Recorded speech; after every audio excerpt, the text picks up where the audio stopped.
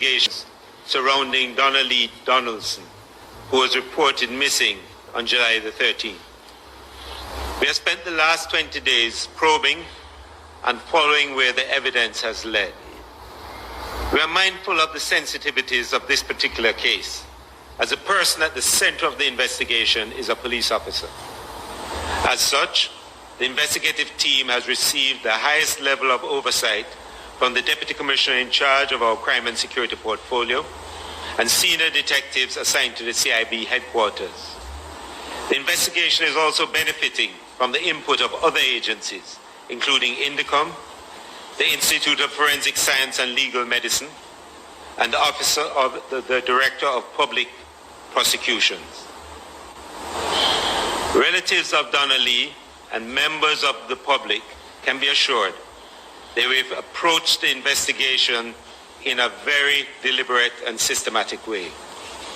We have spared no effort in our investigations as we utilize modern technology, forensic science, and solid traditional detective work to progress the case.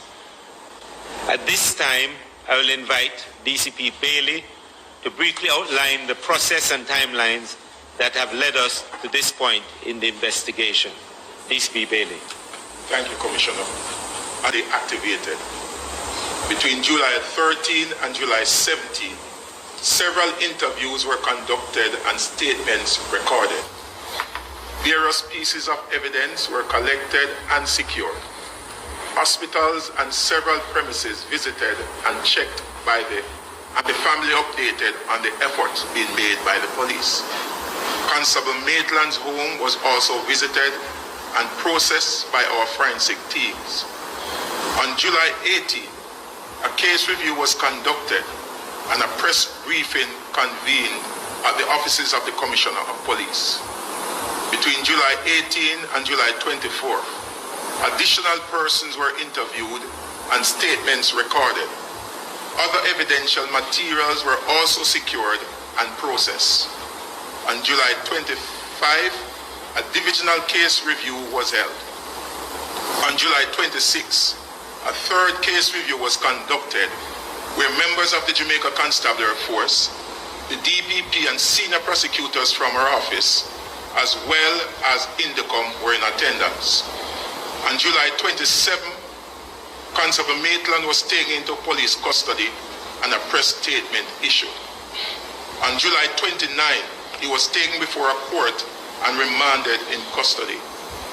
What I can report at this time is that Constable Maitland was this afternoon charged with the murder of his 23-year-old girlfriend, Donna Lee Donaldson.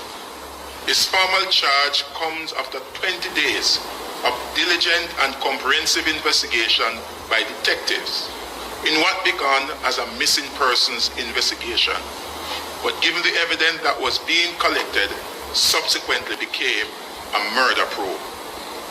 Over to you, Commissioner. So thank you, DCP Bailey. Unfortunately, this is another case where tragedy is associated with interpersonal issues. We will continue to provide updates to Donna Lee's mother and the rest of the family as the case progresses. I believe it is also appropriate that I highlight the challenges we face when conducting an investigation in an atmosphere where fake news abounds. When I use the term, I'm not referring to news with inaccuracies. I'm referring to fabricated and misleading stories in relation to an investigation. Every time these fabrications are published, they not only divert the attention of the police, but they further traumatize the grieving family and loved ones and enrage the genuinely concerned. It begs the question, whose agenda does this serve? These fake news elements do not serve the interests of the family. They don't serve the interests of law enforcement, and they do not serve the interests of justice. When fake news muddies the water and causes people to lose faith in the integrity of the judicial process, it only benefits the guilty. We want justice! We want justice! Donna Lee!